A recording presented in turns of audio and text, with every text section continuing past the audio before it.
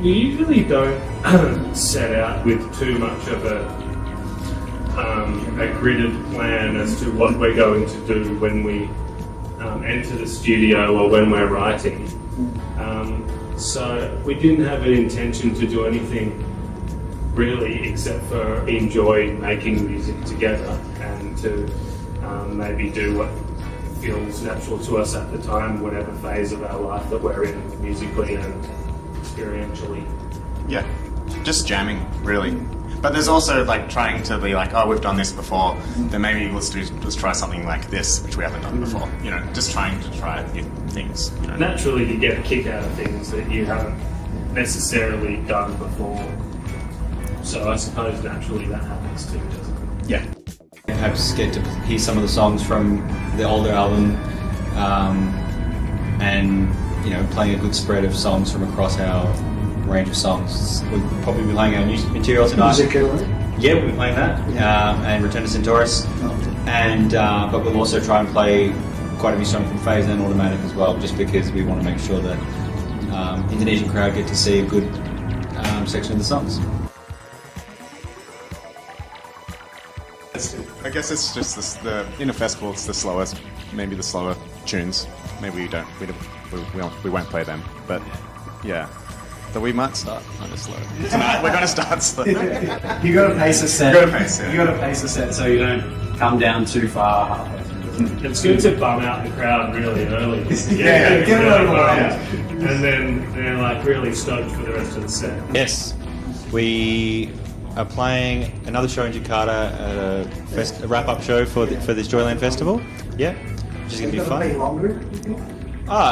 Yeah, if we're allowed to. Yeah, we definitely will. Well, I think Knowledge playing. Yes, Yeah. they are. That's correct.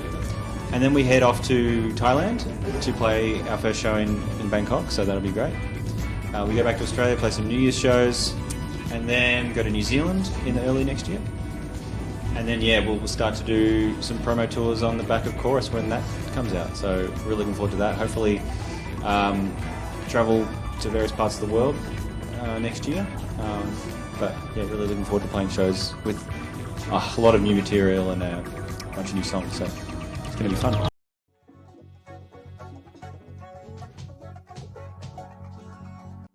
Ce n'est pas vraiment une découverte pour moi, ce groupe-là, mais c'est surtout une belle surprise encore dans la nouvelle sortie de cette année.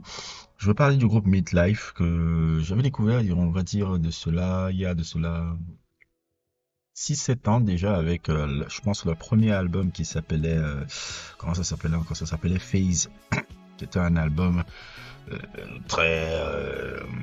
comment dire, un peu progressif rock, avec des influences un peu de soul et de funk R&B pour ces gens natifs de Melbourne. Et comme je vous l'ai dit, j'ai l'impression qu'il y a une scène de Melbourne, il y a une scène très jazz, néo soul, très accomplie là-bas en Australie. Déjà, comme je parle de Hiatus Kaiyote, je vous ai parlé aussi de ce collectif, la 2020 Collective. Là, alors il y a cette chanteuse Alison Joy et tout. Là, voilà le troisième groupe encore qu'on peut parler encore dans ce genre musical encore, qui est un truc jazz fusion. Et qui m'avait énormément plu, hein, parce que déjà même à l'époque, quand j'avais écouté Phase, tu peux voir bon les influences évidentes. Issue Orchestra, comment il s'appelle encore le groupe de Jaco Pastorius là, j'oublie souvent le nom.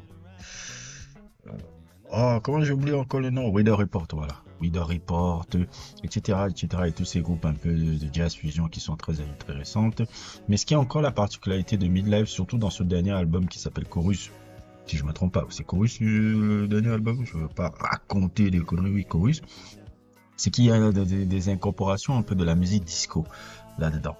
Et disco et aussi de la progressive rock. C'est quelque chose qui m'a beaucoup plu dans cet album, que j'ai trouvé très agréable à écouter. Il y a beaucoup dans leur recherche un peu d'expérimentation, des éléments de musique prog rock, des éléments de musique pop rock, des éléments de musique disco. Donc ça m'étonnerait pas que les mecs ont essayé un peu de reprendre un peu tout ce qui se faisait avec un Wind and Fire, Michael Jackson, Off the Wall et tous ces délires-là. Quand je regarde un peu le mindset qu'ils ont construit l'album, mais surtout aussi de la progressive rock un peu que je peux aimer, qui est une musique dont j'essaierai de faire un sujet. Bon, il y a plein de gars qui ont fait des sujets beaucoup plus intéressants sur la sphère YouTube, un peu sur les prog rock là, mais dans les prog rock, je vous avais déjà parlé de ces groupes là dans mon sujet sur Magdalena B. Je parle des groupes un peu comme Gentle Giant que vous voyez apparaître sur votre écran. Je parle des groupes comme Soft Machine, un peu pour citer entre eux le groupe de Robert Wyatt. C'est des groupes qui ont une toute autre approche un peu de la musique rock avec des influences, on va dire, très jazz et très free jazz, on va dire. C'est la prog rock, dans ma conception un peu de la prog rock, c'est des gens qui essaient d'incorporer dans la musique rock des éléments du free jazz, d'où un peu les notes qui sont jouées avec une rapidité folle, très libre, mais qui est en même temps très structuré. C'est un peu ce que la prog rock apporte. Et même encore, il y a une version encore beaucoup plus évoluée encore par rapport à ça, là où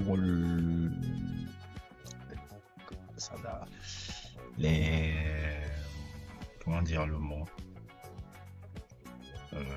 la prédominance des instruments est fait beaucoup plus sur les drums, c'est les mat rock un peu, quand je pense à pas des groupes comme Shellac, ou quand je pense à des groupes comme comment il s'appelle encore les cocos là, The Drive d'Omar Rodriguez, c'est un peu ça. Et Midlife, un peu, on a l'impression qu'ils sont un peu condensés de tout ce que je viens de vous citer là. Il y a dans le visuel, dans le truc, c'est vraiment différent du premier album qu'ils avaient fait.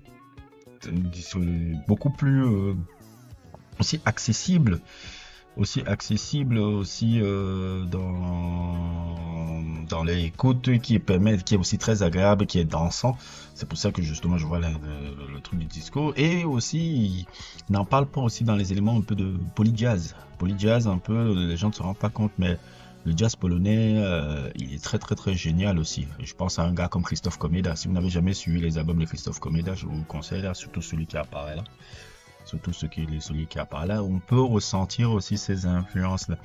C'est un groupe qui généralement n'hésite pas, qu'on voit un peu gagner des prix un peu là. Là en 2024, ils avaient gagné un prix de meilleur album de jazz dans le festival annuel, un peu l'équivalent des Music Awards un peu australiens, un peu les AEA. C'est les ARIA au Music Awards, c'est comme ça qu'ils appellent un peu ça. Ils avaient gagné le truc de Best Jazz. C'est un groupe vraiment qui a vraiment tourné sa bosse. Vraiment, si vous aimez ce truc de jazz psychédélique, tout ce qui est un peu prog rock, parce que c'est quelque chose que je suis beaucoup. Il y a énormément de groupes qui m'ont influencé et marqué comme ça. Si vous voulez découvrir un groupe un peu qui est dans cette même veine-là, n'hésitez pas à écouter cet album de Chorus Midlife qui est vraiment génial.